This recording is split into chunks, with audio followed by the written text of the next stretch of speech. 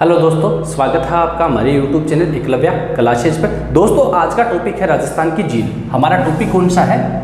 राजस्थान की झील। राजस्थान की झील। दोस्तों, झीलों के अंदर पूछे जाने वाले क्वेश्चन पूछे जाते हैं, जैसे किसी झील का नाम दे दिया जाता है, सांबर झील है किस जिले के अंदर है, और भारत लेवल में भी देखा जाता है तो पूछा जाता है सांबर झील किस राज्य के अंदर है, और इसका प्रशासनिक नियंत्रण किसके हाथों में है, ये खारे पानी की है या मीठे पानी की झील है। इस तरह के क्वेश्चन पूछे जाते हैं। तो आज शुरुआत की है हमने राजस्थान की जो झीलें हैं उनसे संबंधित। दोस्तों, अगर झीलों को देखा जाए तो पानी की प्रकृति के आधार पर इसे दो भागों के अंदर बांटकर देखा गया है या पढ़ा जाता है। क्यों? पानी की प्रकृति का मतलब ये होता है जैसे खारा पानी है या मीठा पानी है, खारा पानी और मीठा पानी। खारे पानी की जो झीलें हैं एक तरफ तो उनको रखा गया है, एक तरफ है मीठे पानी की जो झीलें हैं उनको रखा गया है। साथियों, जो खारे पानी की झीलें हैं ये अवशेष मानी गई है तेतीस सागर का। किसका अवशेष मानी गई है? तेतीस सागर का। तेतीस सागर है साथियों, मरुस्थल है हमारा, वो भी तेतीस सागर का अवशेष माना गया है। और जो पूर्वी मैदानी भाग है उसको भी तेतीस सागर का अवशेष माना गया है। तो जो हमारी झीलें हैं वो भी तेतीस सागर का अवशेष मानी गई है। जैसे राजस्थान के अंदर साथियों देखा जाए तो जो ये क्षेत्र है पश्चिमी मरुस्थल का क्षेत्र, यहाँ खारे पानी की सबसे ज़्यादा झीलें पाई जाती हैं। और साथियों साथ में देखा जाए तो इनका जो निर्माण है वायु द्वारा जो लवणीय कण उनसे ये निर्मित भी मानी जाती है। कहने का मतलब है वायु द्वारा, मतलब ये होता है जो हमारा मानसून है अरब सागर का। कौन सा मानसून है साथियों? अरब सागर का। अरब सागरीय मानसून के अंदर जो लवणीय कण है वो मानसून के साथ में चलकर आ जाते हैं, और जो नदियां हैं झीलें हैं उनके अंदर गिरने की वजह से इनका जो स्वाद है या खारे पानी की ये झीलें बन जाती है। साथियों, अगर देखा जाए जो खारे पानी की झीलें हैं वो तो अवशेष मानी गई है किसका? तेतीस सागर का, वायु द्वारा भी निर्मित मानी गई है। मीठे पानी की जो झीलें हैं वो ताजा या वर्षा जल से निर्मित है। किससे? ताजा या वर्षा जल से निर्मित मानी जाती है। सबसे पहले हम हमारे टॉपिक की शुरुआत करेंगे खारे पानी की जितनी भी झीलें हैं उनसे। साथियों देखना एक बार, खारे पानी की जो मोस्ट झीलें हैं देखना, सबसे बड़ी है सांबर झील, फिर है करणसर झील है, फिर है पंचपदरा है, डीडवाना है, डेगाना है, नावा है, कुचामन है, रेवासा है, कोछोर झील है, कावोद झील है। तो साथियों ये झीलें हैं, इनकी चर्चा करेंगे। जैसे सांबर झील कहाँ है दोस्तों? ये जयपुर के अंदर है। लूणकरण कहाँ है? बीकानेर के अंदर है। पंचपदरा कहाँ है? बाड़मेर में है। डीडवाना, डेगाना, नावा दोस्तों कुचामन, ये चारों कहाँ है? ये है नागौर के अंदर है। अगर देखा जाए तो खारे पानी की सबसे ज़्यादा झीलें कहाँ है? हमारे नागौर के अंदर है। कुचामन झील है, ये भी नागौर के अंदर है। रेवासा कछोर है हमारे सीकर के अंदर है। कावोद है, ये जैसलमेर के अंदर। तो इन सभी की चर्चा की शुरुआत करते हैं। सबसे पहले हम देखते हैं सांबर। कौन सी है साथियों? सांबर झील।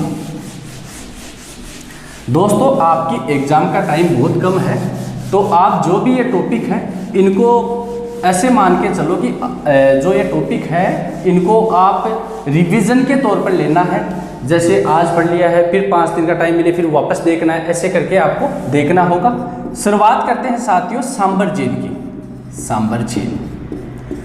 सांबर झील है, इस पर जो प्रशासनिक नियंत्रण है वो है किसका? जयपुर का। जयपुर के अंदर है। और जो प्रशासनिक नियंत्रण पूछा जा सकता है प्रशासनिक नियंत्रण इस झील पर किसका है? तो वो साथियों जयपुर का है। ये झील है जो अजमेर है, नागौर है, जयपुर है।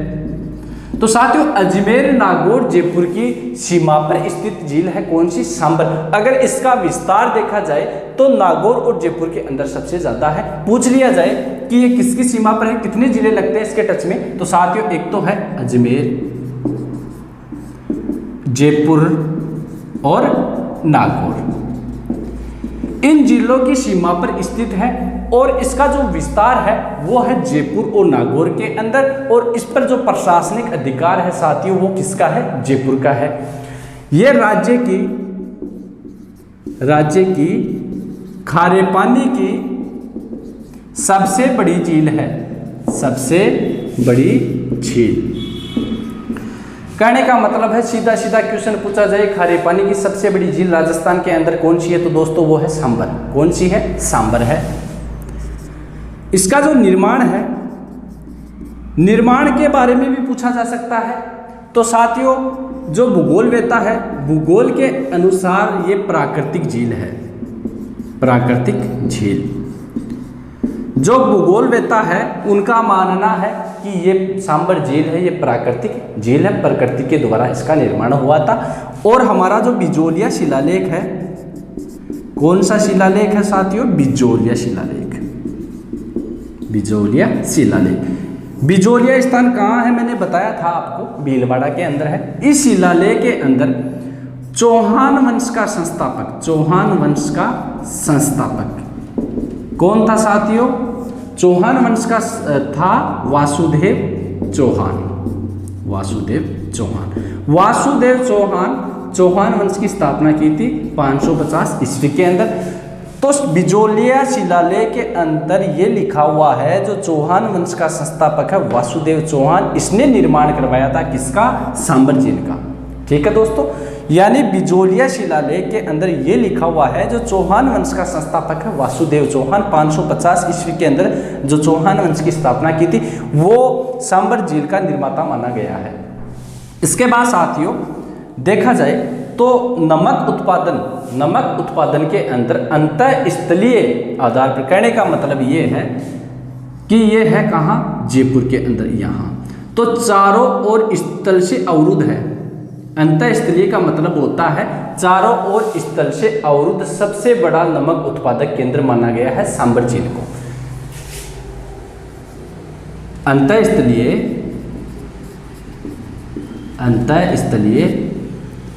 नमक उत्पादन का सबसे बड़ा केंद्र या झील मान लो। कहने का मतलब है कुछ झीलें ऐसी हैं जो किसी सागर या महासागर के किनारे है और वो भी इससे भी नमक उत्पादन उनसे भी किया जाता है, लेकिन स्थल अवरुद्ध के आधार पर देखा जाए तो सबसे बड़ी झील मानी जाती है, सबसे बड़ा केंद्र माना जाता है। और यहाँ से जो नमक का उत्पादन है वो होता है 8.7%। नमक का उत्पादन, ये क्वेश्चन सीधा सीधा पूछा हुआ है, सांबर झील से नमक का उत्पादन कितना होता है? 8.7% उत्पादन होता है साथियों। राजस्थान की बात करें, ये तो है भारत की, राजस्थान की बात करें तो साथियों राजस्थान के 80% से भी अधिक नमक उत्पादन किया जाता है राजस्थान के अंदर। ठीक है साथियों, तो सांबर झील है, इसके बारे में हमने बात की। इस पर जो प्रशासनिक नियंत्रण है वो तो किसका है? जयपुर का है। अजमेर है, नागौर है, जयपुर है, इसकी सीमा पर यह झील बनी हुई है। और साथियों बात करें तो इसका विस्तार है वो सबसे ज़्यादा है नागौर और जयपुर में। प्रशासनिक नियंत्रण किसका है? जयपुर का है। इसके बाद में हमारी चर्चा हुई थी राज्य की जो खारे पानी की सबसे बड़ी झील है वो कौन सी है? सांबर झील है। इसका निर्माण को लेकर बात करें तो भूगोलवेताओं का कहना है ये प्राकृतिक झील है, लेकिन इतिहास की नजरिए से देखा जाए तो बिजोलिया जो शिलालेख है चौहान वंश के संस्थापक है वासुदेव चौहान, 550 ईस्वी के अंदर चौहान वंश की इन्होंने स्थापना की थी। तो वासुदेव चौहान को इसका निर्माणकर्ता माना गया है। अंतःस्थलीय नमक उत्पादन का सबसे बड़ा केंद्र माना गया है। नमक उत्पादन होता कितना है दोस्तों? 8.7%। ये तो चर्चा हुई थी इसकी। इसके बाद में साथियों इससे जो नमक उत्पादन होता है उसकी निर्माण की जो प्रक्रिया है वो कौन कौन सी है?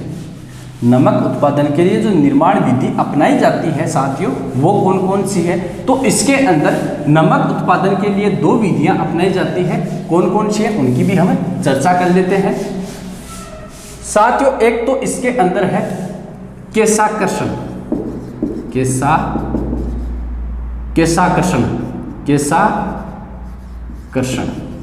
केशाकर्षण बोल लो। एक है क्यार पद्धति, इसी का नाम है क्यार पद्धति। एक है बाह्य बाह्य विधि। केशाकर्षण या फिर क्यार पद्धति है, इसके अंदर साथियों होता क्या है, क्यारियां बना ली जाती है। इस झील के किनारे क्या है, क्यारियां बना ली जाती है, उनके अंदर जो पानी भर दिया जाता है साथियों, जो लवणीय परतें होती है, इसके अंदर जो लवणीय परतें हैं वो नीचे जमीन के ऊपर बैठ जाती है। कहने का मतलब है इसके अंदर पानी भर लिया जाता है, पानी से नीचे बैठ जाती है लवणीय परतें, और जो पानी होता है इसे वाष्पोत्सर्जन विधि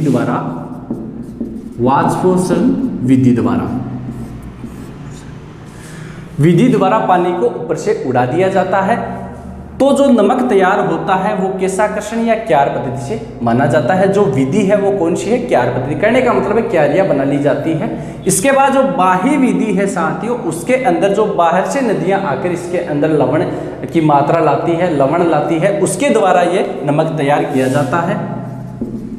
बाह्य नदियों द्वारा लवण बहाकर लाया जाता है। एक विधि तो कौन सी होगी, केशाकर्षण क्यार पद्धति। एक है बाह्य विधि, यानी बाह्य जो नदियां हैं, मैंने आपको बताया था ना नदियों के अंदर, जैसे हमारी सांबर झील है, इसके अंदर उत्तर से कौन सी नदी आती है साथियों, मेंथा नदी। इसके बाद में दक्षिण से कौन सी आती है, रूपनगढ़। और बताई थी मैंने खारी और खंडेल। तो इन नदियों का पानी आता है साथियों सांबर झील के अंदर। इनके द्वारा जो नमक बहाकर लाया जाता है, जो लवणीय परतें बहाकर लाई जाती है, उनके द्वारा भी नमक तैयार किया जाता है। तो ये भी यहाँ से भी क्वेश्चन निकलता है कि सांबर झील के अंदर कौन कौन सी नदियाँ गिरती है। नदियों के टॉपिक में मैंने अच्छी तरह आपको समझाया था। एक तो मेंथा नदी है, एक खारी नदी है, एक खंडेल नदी है, एक है रूपनगढ़ नदी है। इसके बाद में साथियों इसके ऊपर म्यूजियम साल्ट फार्म की स्थापना की गई थी 1870 में अंग्रेजों के टाइम पर, और इसीलिए इसे नमक का अजायब घर कहा जाता है। 1870 के अंदर म्यूजियम साल्ट फार्म की स्थापना की गई थी कब, 1870 के अंदर, और अंग्रेजों के टाइम की बात है। तो इसी वजह से साथियों इसे नमक का अजायब घर कहा जाता है। कौन सा फार्म लगाया था साथियों, म्यूजियम साल्ट। ये क्वेश्चन जेल वार्डन की एग्जाम के अंदर पूछा हुआ है कि म्यूजियम साल्ट फार्म किस झील के ऊपर स्थित है। तो साथियों ध्यान रखना, ये है सांबर झील के ऊपर। तो जो इसके अंदर नमक उत्पादन की विधियां हैं उनकी भी हमने चर्चा कर ली है, निर्माण की भी चर्चा कर ली है, और ये कहाँ भौगोलिक हिसाब से देखा जाए तो कहाँ स्थित है उसकी भी हमने चर्चा कर ली है साथियों। इसके बाद में बात करें तो रामसर जो साइट है, इसके अंदर इस झील को शामिल किया गया है। राजस्थान के अंदर जो रामसर साइट है, वेटलैंड या नम भूमि का केंद्र है, वो कौन कौन से हैं। एक तो हमारा केवलादेव वन्य जीव अभ्यारण्य है, और एक है सांबर झील। रामसर साइट के अंदर, किस साइट के अंदर, रामसर साइट या नम भूमि बोल दो, नम भूमि या वेटलैंड।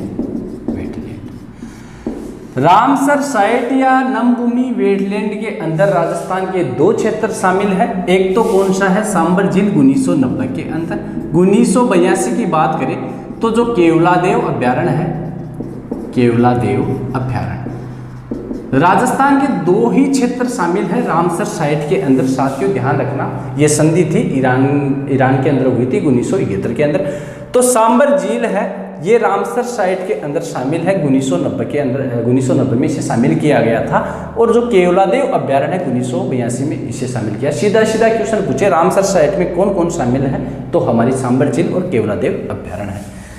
इसके बाद में जो केंद्र सरकार है, इसका उपकरण या संयंत्र लगा हुआ है, कौन सा है, हिंदुस्तान साल्ट लिमिटेड। कौन सा है साथियों, हिंदुस्तान साल्ट लिमिटेड। एक राज्य सरकार का उपकरण है,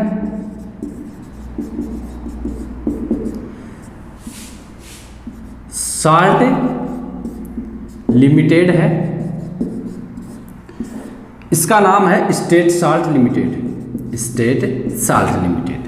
तो साथियों इसके ऊपर जो उपकरण संयंत्र लगाए गए थे, एक तो म्यूजियम साल्ट फार्म की स्थापना की गई थी 1870 में अंग्रेजों के टाइम पर। उस टाइम से भी इस पर अंग्रेजों ने क्या किया था दोस्तों, इसे लीज पर लिया था। फिर इस पर 1835 के लगभग 1817 में तो इसे लीज पे लिया गया था। 1834-35 के टाइम पर इस पर पूरा अधिकार कर लिया। 1870 में इसके ऊपर म्यूजियम साल्ट फार्म है, उस पर उसका निर्माण किया गया था। और केंद्र सरकार ने हिंदुस्तान साल्ट लिमिटेड की स्थापना की, यानी ये संयंत्र लगाया था किसने, केंद्र सरकार ने।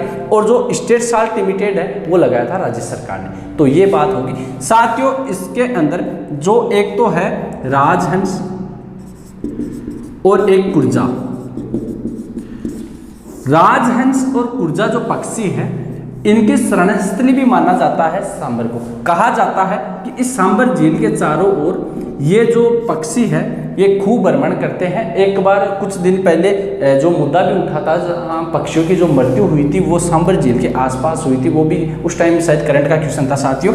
तो राजहंस कुर्जा पक्षी भी इसके चारों ओर घूमने फिरने यहाँ दूर दूर से आते हैं। ये जो है कुछ गुजरात से आते हैं, ठीक है। इनके साथ में कुछ और भी जो पक्षी है दूर दूर से आते हैं, विदेश से भी इस झील के चारों ओर जो पक्षी है वो घूमने आते हैं। इसके बाद साथियों जो सांबर झील है, इसके अंदर एक बार क्वेश्चन पूछा हुआ है, सीधा सीधा क्वेश्चन, कि जो सांबर झील है ऐसी कौन सी झील है जिसे अंग्रेजों ने लीज पे लिया था। अंग्रेजों ने लीज पर लिया था। लीज कहने का मतलब है, मैंने बताया था 1817 में अंग्रेजों ने इससे लीज पर लिया था, 1835 में पूर्ण अधिकार कर लिया था किस पर, सांबर झील पर। तो दोस्तों ये तो थी हमारी सांबर झील। सांबर झील है, इसके बारे में मैंने आपको ये बताया है कि सांबर झील है, इस पर प्रशासनिक नियंत्रण किसका है, जयपुर का है। और साथियों इसका जो निर्माण है, भूगोलवेताओं का कहना है कि ये तो प्राकृतिक झील है। जो बिजोलिया शिलालेख है उसके अंदर ये बताया गया है, जो वासुदेव चौहान उसने इसका निर्माण करवाया था। और जो इसके ऊपर 3 संयंत्र हैं उनकी भी बात कर लिए। रामसर साइट के अंदर भी पूछा जाए, सीधा सीधा क्वेश्चन पूछा जा सकता है कि ऐसी कौन सी झील है जो रामसर साइट के अंदर शामिल है, तो वो है सांबर झील। इसके बाद में हमारी है लूणकरणसर। कौन सी है, लूणकरणसर। साथियों इसके किनारे ये भी पूछा जा सकता है, जो चौहान वंश था उनकी जो माता मानी जाती है, कुलदेवी मानी जाती है, शाकंभरी माता। कौन सी माता है, शाकंभरी माता। मंदिर बताया था मैंने एक, कहाँ है, वो सांबर के अंदर है। तो यहाँ एक मंदिर भी है, थोड़ा सा देख लेना, मंदिर है, कौन सा है, शाकंभरी का, शाकंभरी माता का। इसके बाद में दोस्तों यहाँ नड़ियासर है, नड़ियासर मस्जिद भी है। इसके बाद में यहाँ जो तीर्थों की नानी है, तीर्थों की नानी, देवयानी, देवनानी, तीर्थों की नानी बोला जाता है। जो पटवार की एग्जाम लगी थी 2013 के अंदर, शायद 14 या 13 के अंदर लगी थी, उसके अंदर पूछा हुआ क्वेश्चन है कि तीर्थों की नानी किसे कहा जाता है, देवयानी सांबर को कहा जाता है। तो ये बातें भी थोड़ा ध्यान रखना साथियों। इसके बाद में अपन देखते हैं लूणकरणसर झील। कौन सी झील है, लूणकरणसर झील, लूणकरणसर झील। साथियों जो लूणकरणसर झील है ये है कहाँ, ध्यान रखना, बीकानेर के अंदर है। कहाँ है, बीकानेर। जो लूणकरणसर क्षेत्र है ये जो मूंगफली की फसल है उसके लिए भी थोड़ा प्रसिद्ध है, ध्यान रखना। उत्तरी भारत की खारे पानी की एकमात्र झील। जैसे ये हमारा भारत देश है साथियों, यहाँ राजस्थान है, तो खारे पानी की जो झील है बीकानेर के अंदर है, यहाँ से करती। तो अगर देखा जाए भारत के हिसाब से उत्तरी भारत की ये एकमात्र झील मानी जाती है। सबसे उत्तर में स्थित इसी झील को माना जाता है, किस झील को, लूणकरणसर झील को। यहाँ से जो नमक तैयार होता है वो होता है आयोडीन नमक। नमक कौन सा होता है, नमक होता है साथियों आयोडीन, आयोडीन नमक। लेकिन नमक इतनी ही मात्रा में यहाँ बनता है जो स्थानीय लोग ही काम में ले लेते हैं। कहने का मतलब है नमक तो यहाँ आयोडीन तैयार होता है, लेकिन स्थानीय लोगों की पूर्ति के लिए इतना ही तैयार किया जाता है, इतना ही तैयार होता है। इसके बाद में साथियों जो अगली है पंचभद्रा, पंचभद्रा झील। साथियों पंचभद्रा झील है, ये झील कहाँ है? बाड़मेर के अंदर है, बाड़मेर के अंदर है। माना जाता है कि एक पंचाभील नाम का कोई आदमी था, उसने वहाँ जो दलदल थी उसको सुखाकर इस झील का निर्माण करवाया। तो पूछ ले कौन था? पंचाभील। उसने दलदल को सुखाकर इस झील का निर्माण करवाया। किस झील का साथियों? पंचभद्रा का। इसके बाद में साथियों आगे देखें तो इसके अंदर जो निर्माण है नमक का वो किन किन विधियों के द्वारा किया जाता है वो भी थोड़ा विशेष है, ध्यान रखना। एक तो है रेस्ता पद्धति, एक है कोशिया पद्धति। पंचभद्रा नमक निर्माण की विधि, नमक निर्माण की जो विधि है साथियों वो है, एक तो है कोशिया पद्धति। कौन सी?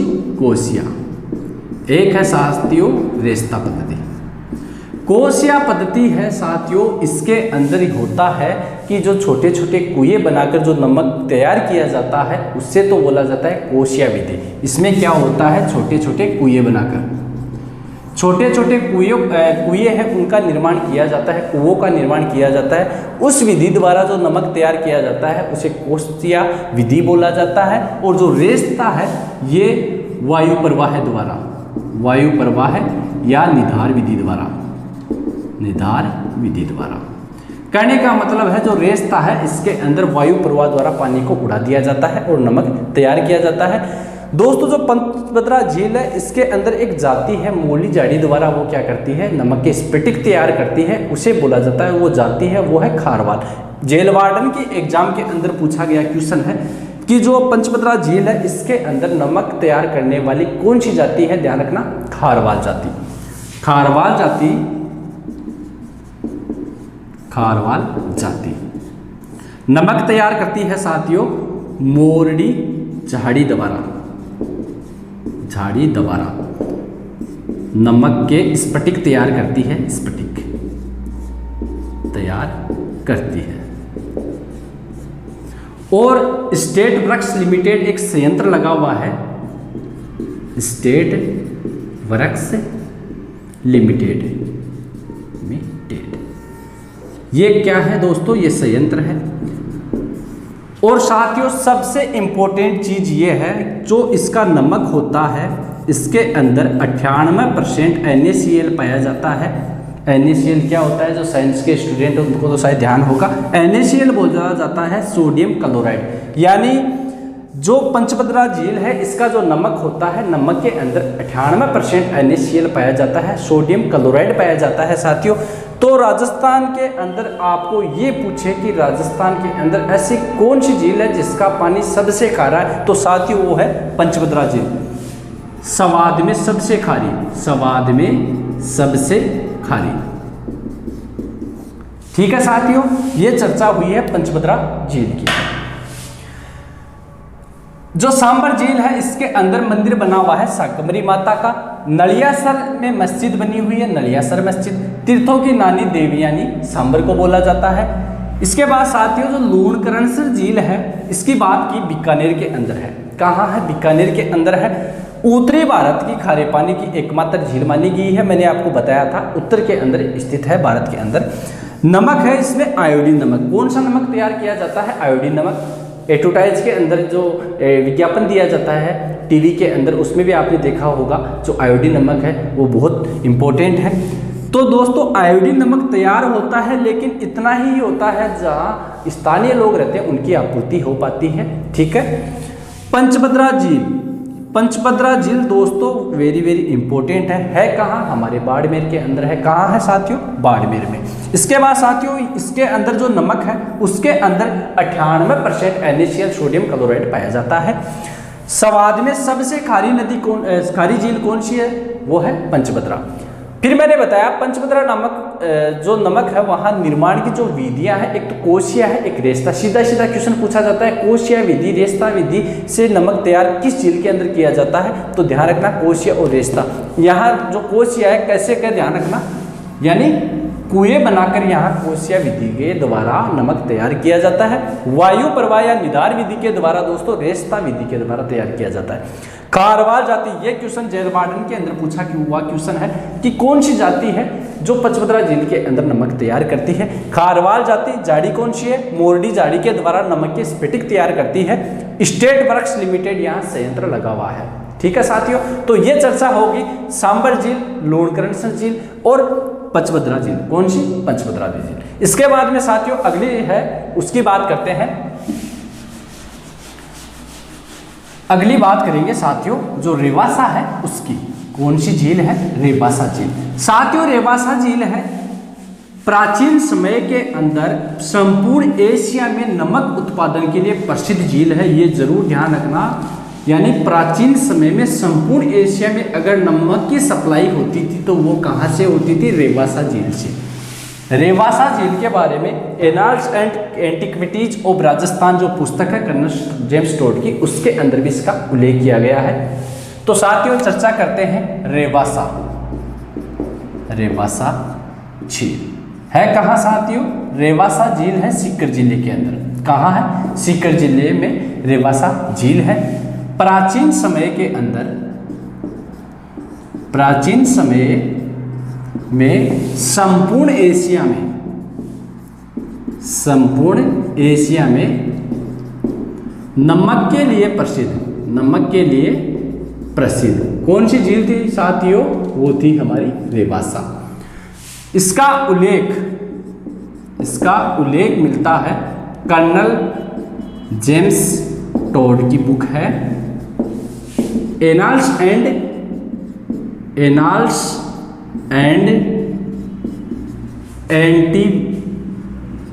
Antiquities of Rajasthan. The annals and antiquities of Rajasthan book किसकी है साथियों, ये भी ध्यान रखना, कर्नल जेम्स टोड की है। और इस बुक के अंदर रेवासा झील का उल्लेख किया गया, इसलिए थोड़ा सा इंपॉर्टेंट ध्यान रखना, पूछा जा सकता है, हिस्ट्री के हिसाब से भी पूछा जा सकता है इस क्वेश्चन को। इसके बाद में साथियों अगली है डेगाना, डेगाना झील।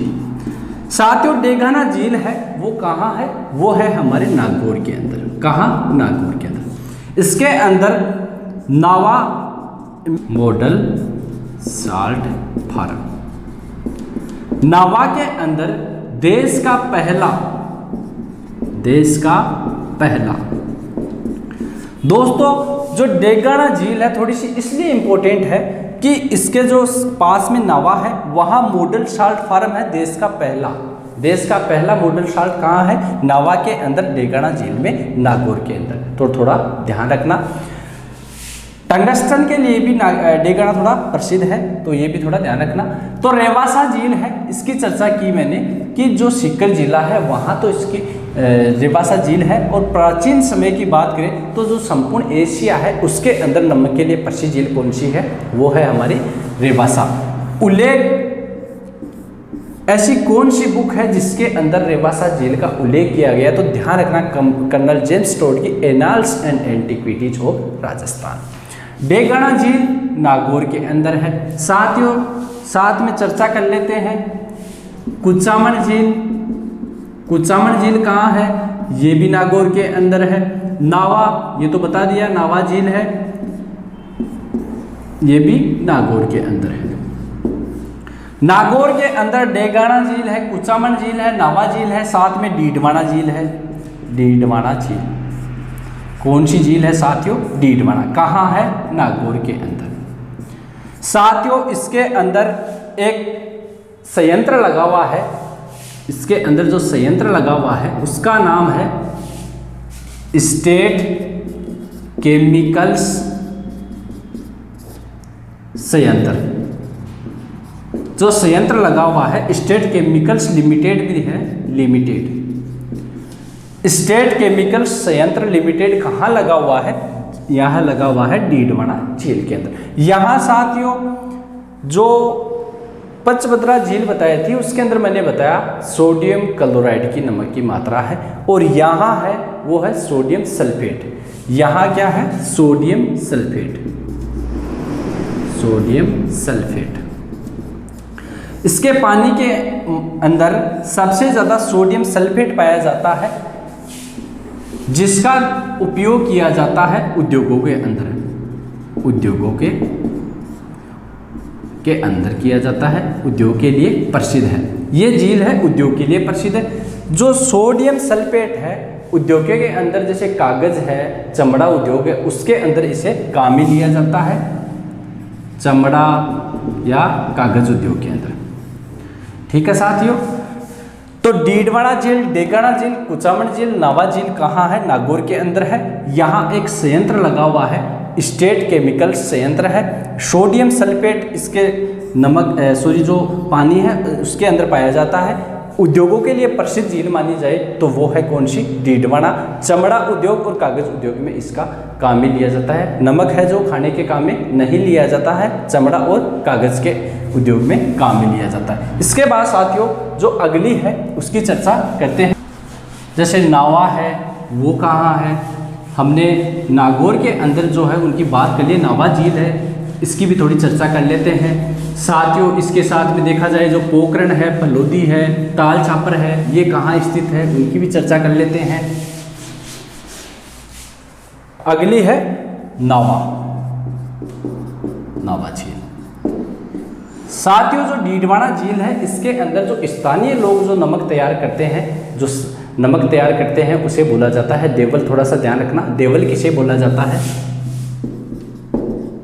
देवल बोला जाता है। जो स्थानीय लोग हैं डीडवाना के अंदर वो नमक तैयार करते हैं, उन्हें देवल बोला जाता है। नावा झील कहाँ है? नागौर के अंदर।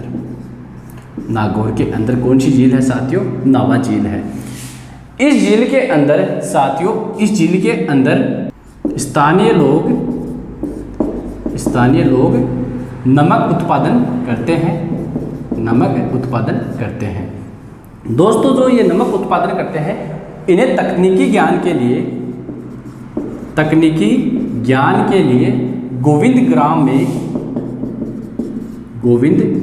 में आदर्श लवण पार्क की स्थापना की गई। आदर्श लवण पार्क है, यह यूएसए यानी अमेरिका और जर्मनी के सहयोग से यहाँ आदर्श लवण पार्क की स्थापना की। कहाँ की गई? नावा के अंदर। तकनीकी ज्ञान के लिए यहाँ जो स्थानीय लोग हैं नमक उत्पादन करते हैं, उन्हें तकनीकी ज्ञान बढ़ाने के लिए गोविंद ग्राम के अंदर आदर्श लवण पार्क की स्थापना की, यूएसए और जर्मनी देश की सहायता से। किस झील के अंदर? नावा झील के अंदर।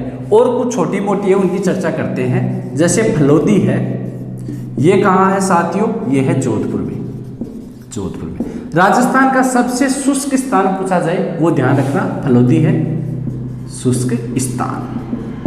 इसके बाद में पोखरण पूछी जाए, पोखरण कहाँ है साथियों? जैसलमेर में। कावोद पूछी जाए, कावोद कहाँ है? ये भी जैसलमेर के अंदर है। ताल छापर ये है चूरू के अंदर ताल छापर वन्यजीव अभ्यारण्य भी स्थित है, जो कृष्ण मृगों के लिए प्रसिद्ध है, ध्यान रखना। तो साथियों आज जो खारे पानी की झीलें हैं उनकी चर्चा हमने कंप्लीट कर ली है। इसके बाद में साथियों देखो एक बार दोबारा, नावा झील है नागौर के अंदर, स्थानीय लोगों द्वारा नमक उत्पादन किया जाता है। तकनीकी ज्ञान के लिए गोविंद ग्राम में आदर्श लवण पार्क की स्थापना की गई है, ध्यान रखना। आदर्श लवण पार्क कहाँ है? नावा के अंदर, यूएसए और जर्मनी की सहायता से। फलोदी है जोधपुर के अंदर है। शुष्क स्थान राजस्थान का कौन सा है? फलोदी है। पोखरण कहाँ है? जैसलमेर के अंदर है। कावोद कहाँ है? जैसलमेर के अंदर है। ताल छापर कहाँ है? चूरू के अंदर। तो दोस्तों जो खारे पानी की जितनी भी झीलें हैं इन्हें अच्छे से आप जरूर तैयार करना। और दोस्तों वीडियो देखने के लिए धन्यवाद।